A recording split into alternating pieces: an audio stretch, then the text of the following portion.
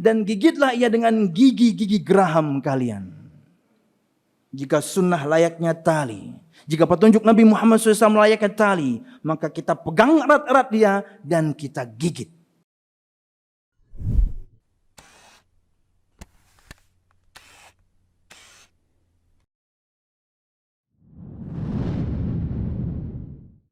Innal hamdalillah nahmaduhu wa nasta'inuhu wa nastaghfiruh wa na'udzu billahi min shururi anfusina wa min sayyiati a'malina. May yahdihillahu fala mudilla lahu wa may yudlil fala hadiya lahu. Ashhadu an la ilaha illallah wahdahu la syarika lahu wa ashhadu anna Muhammadan 'abduhu wa rasuluh.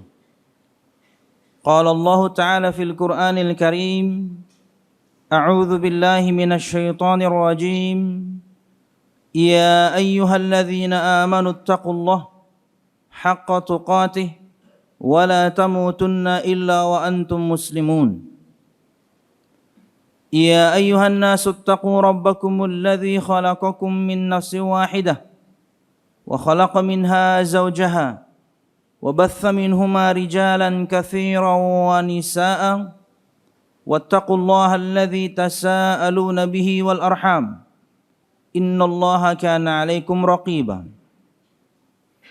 يا أيها الذين آمنوا اتقوا الله وقولوا قولا سديدا يصلح لكم أعمالكم ويغفر لكم ذنوبكم ومن يطع الله ورسوله فقد فاز فوزا عظيما فإن أصدق الحديث كتاب الله وخير الهدي هدي محمد صلى الله عليه وسلم وشر الأمور محدثاتها فإن كل محدثة بدعة وكل بدعة ضلالة وكل ضلالة في النار أما بعد.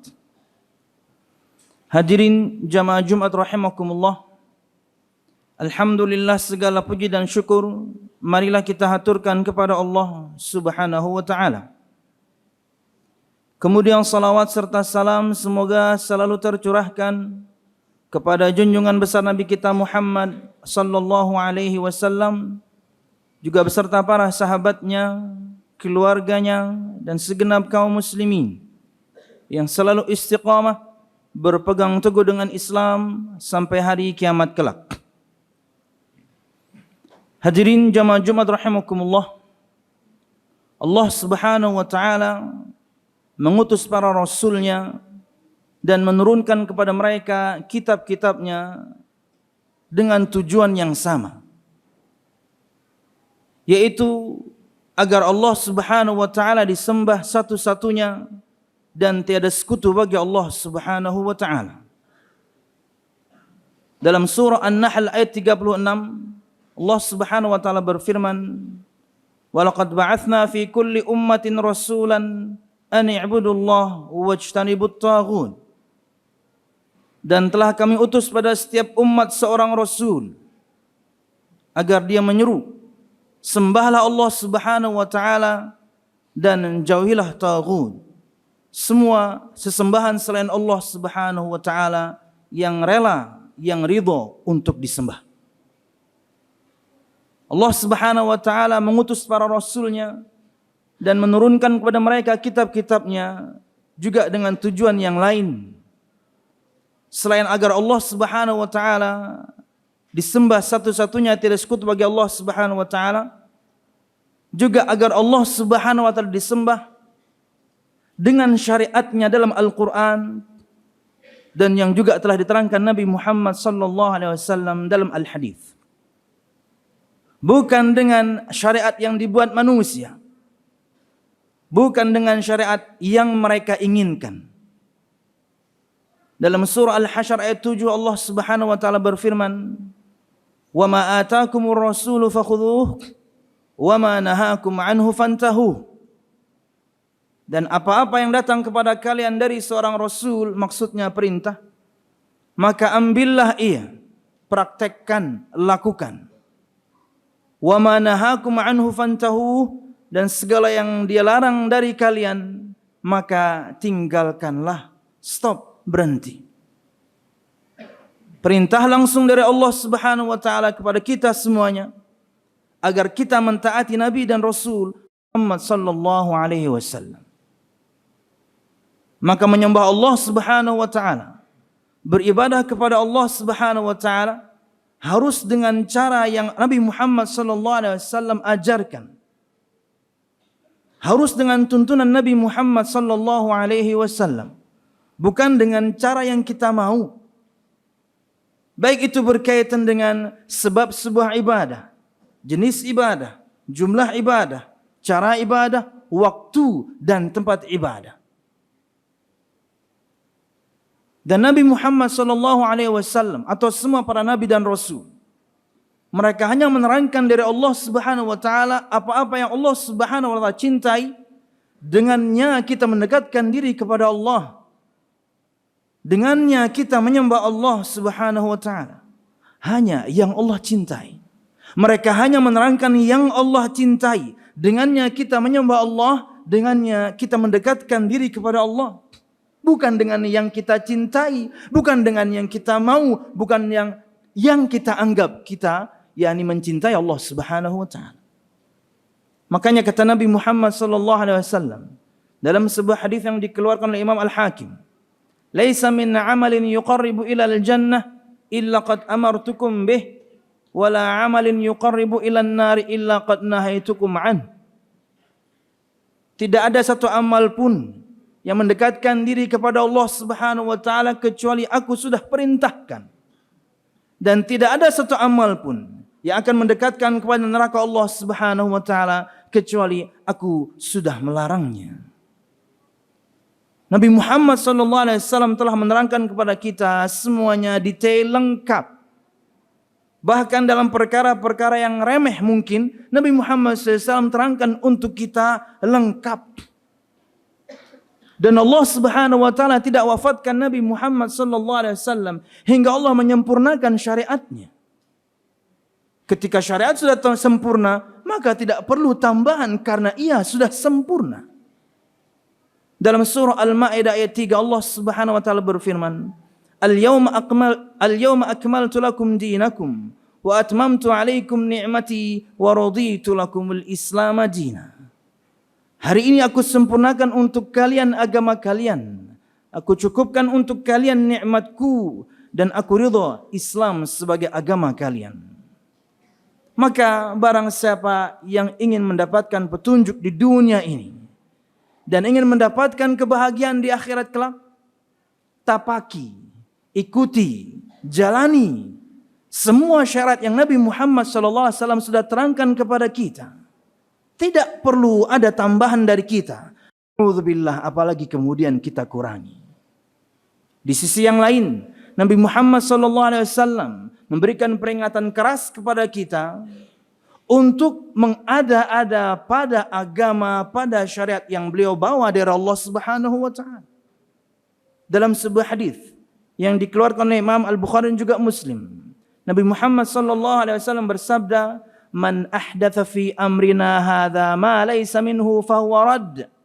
Barang siapa yang mengada-ada dalam agama kami, urusan kami, syariat kami, ma laysa minhu, yang bukan darinya, bukan dari Allah, bukan dari Rasulullah sallallahu alaihi wasallam, fahuwa raddun, maka amalan tersebut tertolak. Mungkin sebagian orang akan berkilah bahwasanya dia bukan yang memulai, dia bukan pionir, dia bukan yang mendahului untuk kemudian mengada-ada dalam sebuah amalan. Tapi tetap saja kemudian dia akan kena peringatan keras Nabi Muhammad SAW di hadis yang lain. Nabi Muhammad SAW bersabda dalam sebuah hadis yang dikeluarkan oleh Muslim, "Man 'amila 'amalan laisa 'alaihi amruna fahuwa radd."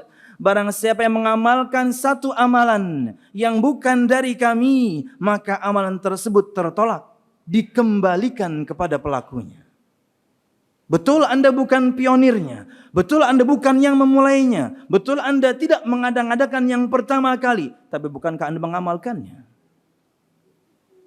Maka peringatan keras dari Nabi Muhammad SAW ini berlaku untuk yang mengada-ada pertama kali ataupun kemudian yang mengamalkannya. Hadis ini jamaah Jumat rahimakumullah, hadis yang sangat jelas, hadis yang sangat terang, gamblang untuk kita semua. Dalil bahwasanya amal apapun, amal ibadah apapun yang dilakukan oleh seseorang, tidak pernah Nabi Muhammad SAW memberikan tuntunan padanya, maka tertolak. Seikhlas apapun Anda melakukannya, sebanyak apapun orang melakukannya, tapi bukan ajaran Nabi Muhammad SAW, tertolak, dikembalikan kepada pelakunya. Kita saja kalau misalnya memesan satu barang gitu ya, entah pakaiankah, entah furniturkah, kemudian ketika barang itu datang tidak sesuai dengan yang kita pesan, kita pasti menolaknya.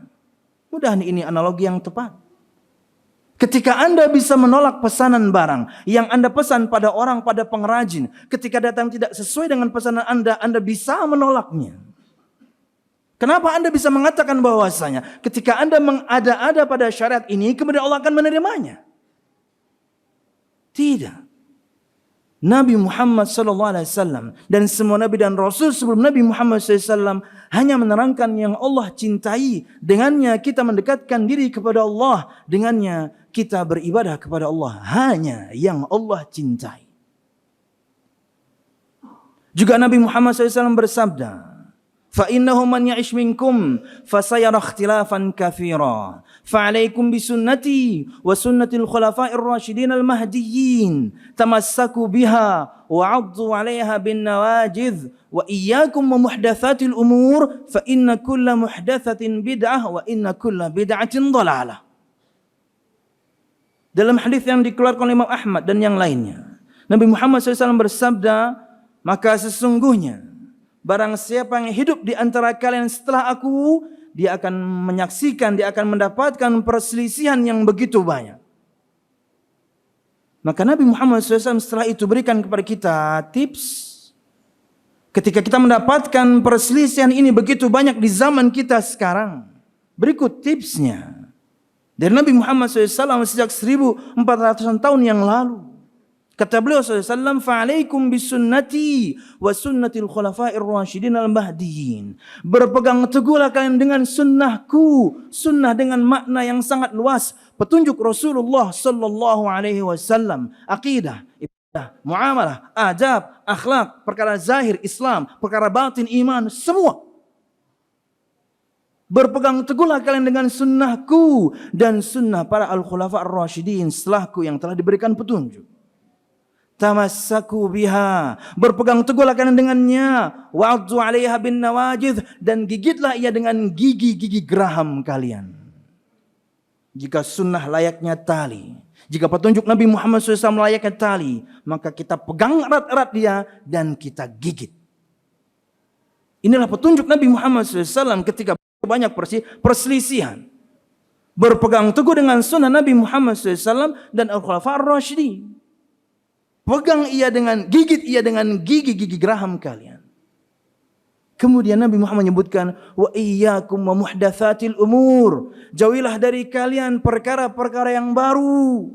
Dalam urusan apa? Dalam urusan agama. Sudah kita sebutkan tadi di awal. Bukan urusan dunia. Dalam urusan dunia, dalam perkara dunia, bahkan kita lebih mengerti dalam urusan dunia. Kata Nabi Muhammad SAW, antum a'lamu bi umuri dunyakum. Kalian lebih mengerti, kalian lebih faham dengan urusan dunia kalian. Silahkan bikin, silahkan buat, silahkan invent, no problem, silahkan. Karena ia perkara dunia. Tapi untuk syariat Allah Subhanahu Wa Taala, jangan coba-coba. Cukupkan dengan yang Nabi Muhammad SAW tuntunkan. Tapaki ia, jalani ia. Maka kita akan berbahagia di dunia sebelum di akhirat insya Allah. Kata Nabi Muhammad SAW, fa inna kulla bid'atin dhalalah wa kulla dhalalatin finnar. Karena sesungguhnya perkara yang baru dalam urusan agama itu adalah bid'ah, dan setiap bid'ah adalah sesat. Cara memahaminya mudah. Al-umur al-muhdatsah, perkara-perkara yang baru dalam urusan agama, perkaranya mudah. Selama ada satu amal dilakukan oleh seseorang, tak taunya amal tersebut tidak pernah Allah syariatkan, tidak pernah Nabi Muhammad syariatkan, ialah bid'ah. Simple. Dan ia tertolak. Seikhlas apapun Anda melakukannya, sebanyak apapun orang yang melakukannya, mau satu Martapura kek, mau satu Banjarmasin kek, mau satu Kalimantan Selatan kek, Nabi Muhammad tidak pernah ajarkan al-haqqu laisa bil kathrah, kebenaran tidak diukur dari jumlah. Ya, kebenaran tidak diukur dari jumlah. Makanya Imam Fudail bin Iyad rahimahullah taala menyebutkan, mengomentari atau menafsirkan firman Allah Subhanahu wa taala Al-Mulk ayat 2. Alladzi khalaqal mauta wal hayata liyabluwakum ayyukum ahsanu amala. Dialah Allah Subhanahu wa taala yang menciptakan kematian dan kehidupan agar Allah Subhanahu wa taala menguji kalian. Siapa di antara kalian yang ahsanu amala, yang lebih baik amalnya? Kata beliau, akhlasahu wa aswabahu. Siapa yang lebih ikhlas di antara kalian? Semua kita insyaallah ikhlas. Kaum muslimin di luar sana pun ikhlas. Yang kedua, wa aswabahu, dan siapa yang benar? Jadi bukan cuma ikhlas karena Allah Subhanahu wa taala, bukan cuma banyak yang melakukan, bukan cuma yang pentingkan baik. No. Siapa yang lebih baik amalnya, kata Imam Fudail bin Iyad, yang ikhlas dan yang benar. Dua perkara ini harus selaras. Ketika amal itu ikhlas karena Allah Subhanahu wa taala, tapi tidak sesuai tuntunan, entah sebab ibadahnya, entah jenisnya, entah jumlahnya, entah caranya, entah waktunya, entah tempatnya, percuma. Karena tidak sesuai tuntunan. Sebaliknya, ketika kita mengamalkan satu amalan sudah sesuai tuntunan, tapi kita mengamalkannya tidak ikhlas, riya, kita beramal ingin dilihat orang, kita beramal ingin didengar orang, kita beramal ingin dibicarakan orang akan bagusnya ibadah kita, juga percuma. Karena dua perkara ini, dua hal ini harus selaras, ikhlas karena Allah Subhanahu wa taala dan sesuai tuntunan Nabi Muhammad sallallahu alaihi wasallam. Aqulu qawli hadza wa astaghfirullah li wa lakum wa li sa'iril mu'minin fastaghfiruhu innahu huwal ghafurur rahim.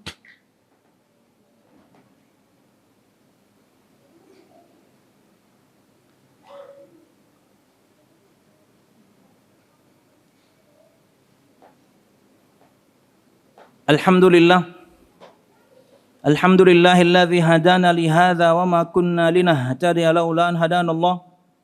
Wassalatu wassalamu ala asyrafil anbiya wal mursalin Muhammad sallallahu alaihi wasallam wa ala alihi wa ashabihi ajma'in. Alladzi harabal batil wa ayyadal haqq wa tamasar radha'il wa ahyal fadha'il wa tammama makarimal akhlaq wa hadan nasa ila siratim mustaqim. صراط الذين أنعم الله عليهم من النبيين والصديقين والشهداء والصالحين وحسن أولئك رفيقا. Jamaah Jumat rahimakumullah, kita sedang berada di bulan Rajab, salah satu bulan di antara 4 bulan dari total 12 bulan yang Allah Subhanahu wa taala sucikan, mulia. Hak Allah Subhanahu wa taala untuk menjadikan hari tertentu lebih utama dibandingkan hari yang lain, Jumat misalnya. Atau hari-hari tertentu dibandingkan hari-hari yang lain, 10 hari pertama bulan Dzulhijjah misalnya. Atau malam-malam tertentu dibandingkan malam yang lain, 10 malam terakhir Ramadan misalnya. Dan bulan-bulan tertentu dibandingkan bulan-bulan yang lain, Dzulqa'dah, Dzulhijjah, Muharram, Rajab, dan juga Ramadan dalam yakni tentunya riwayat yang lain. Rajab adalah salah satu di antara 4 bulan haram, suci. Memiliki keutamaan tentunya. Artinya ketika seorang beramal padanya seharusnya lebih utama dibandingkan bulan-bulan yang lain. Berkaitan dengan khutbah yang pertama, maka kita berhati-hati sekali ketika beramal pada bulan ini jika Anda ingin mengkhususkannya. Puasa tertentu di bulan Rajab, salat-salat tertentu di bulan Rajab, maka pelajari dahulu. Apakah Nabi Muhammad SAW mengajarkannya? Berkaitan dengan ikhlas, semua kita ikhlas insyaallah lillahi ta'ala. Tapi apakah sesuai tuntunan? Apakah betul Nabi Muhammad SAW mengajarkan puasa-puasa khusus tertentu di bulan Rajab? Salat-salat tertentu di bulan Rajab? zikir dan doa tertentu di bulan Rajab, maka jika tidak ada, kembalilah kepada yakni urusan yang awal. Ia bulan yang utama, ia bulan yang mulia, ia bulan yang suci. Seharusnya ketika Anda beramal padanya lebih utama dibandingkan bulan yang lain. Maka beribadahlah, maka beramallah layaknya Anda beribadah di bulan-bulan yang lain. Tapi ingat, ia lebih utama dibandingkan bulan yang lain. Yang biasa berpuasa Senin Kamis, silahkan lanjut. Yang biasa berpuasa Ayyamul Bid, silahkan lanjut. Yang biasa puasa Daud, silahkan lanjutkan. Yang biasa sholat malam dan yang lainnya, lanjutkan. Karena itu memang sudah kebiasaan Anda. Anda melakukannya setiap hari, di bulan-bulan, bahkan di luar bulan Rajab. Tapi ketika Anda berusaha untuk mengkhususkannya dengan keutamaan-keutamaan tertentu, maka pelajari dulu. Dan jika tidak ada, kembali kepada urusan awal. Beramallah seperti biasa, tapi ingat, ia lebih utama dibandingkan hari-hari yang lain. Daripada kemudian Anda mengkhususkan amal-amal tertentu, kemudian tak tanya ketika telusuri, Nabi Muhammad tidak pernah mengajarkannya, mencontohkannya. Seikhlas apapun Anda, sebanyak apapun orang yang melakukannya, maka ia tertolak. Seseorang ketika jarang sholat malam, kemudian di bulan Rajab, apalagi di tanggal tertentu dia sholat malam, bukti Anda mengkhususkan. Karena di hari biasa Anda nggak biasa sholat malam. Ketika ada orang yang kemudian puasa di bulan Rajab, di hari-hari biasa dia nggak pernah puasa. Secara tidak langsung Anda mengkhususkannya kalau begitu. Lain dengan yang pertama tadi. Dia memang biasa Senin Kamis, dia biasa Ayyamul Bid, dia biasa Daud, atau puasa-puasa sunnah yang lain. Dia biasa sholat malam, dia biasa tahajud. Maka bagi dia sama. Tapi ingat, keutamaan untuknya lebih dibandingkan bulan-bulan yang lain. Karena ia spesial khusus. Beribadalah kepada Allah Subhanahu wa taala dengan tuntunan Nabi Muhammad sallallahu alaihi wasallam. Islam ini sudah sempurna, jangan ditambah-tambah. Na'udzubillah, yang ada jangan pernah kita kurangi. Dengan fokus yang ada saja, bahkan fokus dengan yang wajib saja, mungkin kita sudah keteteran. Ya, fokus dengan yang wajib saja sudah berat untuk kita, tapi bukan perkara yang mustahil. Semua kita bisa insya-Allah. Maka fokuslah dengan itu. Karena ia jelas perintah Allahnya, jelas perintah dari Nabi Muhammadnya, pahala di sisi Allah, maka sudah tetap. Tinggal kemudian kita mengatur hati ini. Ikhlaskah kita beramal lillahi ta'ala. Wallahu a'lam bishawab. Ini yang bisa ulun sampaikan. Dan bermanfaat, salah dan khilaf, ulun mohon maaf. Allahumma aqsim lana min khasyatika ma tahulu bihi bainana wa baina ma'asiyatik. Wa min ta'atika ma tuballighuna bihi jannatak. ومن اليقين ما تهون به علينا مصائب الدنيا ومتعنا الله بأسماعنا وأبصارنا وقواتنا أبدا ما أحييتنا واجعله الوارث منا واجعل ثأرنا على من ظلم يا أرحم الراحمين ربنا هب لنا من أزواجنا وذرياتنا قرة أعين واجعلنا للمتقين إماما ربنا لا تزغ قلوبنا بعد إذ هديتنا وهب لنا من لدنك رحمة إنك أنت الوهاب اللهم إنا نسألك حسن الخاتمة ونعوذ بك من سوء الخاتمة يا أرحم الراحمين اللهم نسألك الجنة وما قرب إليها من قول أو عمل ونعوذ بك من النار وما قرب إليها من قول أو عمل ربنا آتنا في الدنيا حسنة وفي الآخرة حسنة وقنا عذاب النار سبحان ربك رب العزة عما يصفون والسلام على المرسلين والحمد لله رب العالمين.